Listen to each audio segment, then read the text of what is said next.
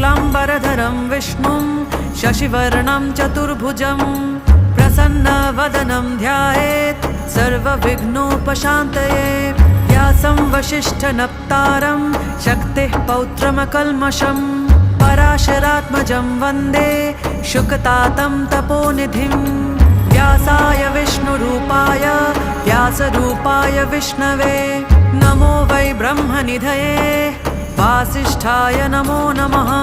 अविकाराय शुद्धाय नित्याय परमात्मने सदैकरूपरूपाय विष्णवे सर्वजिष्णवे। यस्य स्मरणमात्रेण जन्मसंसारबन्धनात् विमुच्यते नमस्तस्मै विष्णवे प्रभविष्णवे।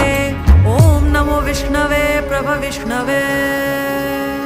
श्रीवैशम्पायन उवाच श्रुत्वा धर्म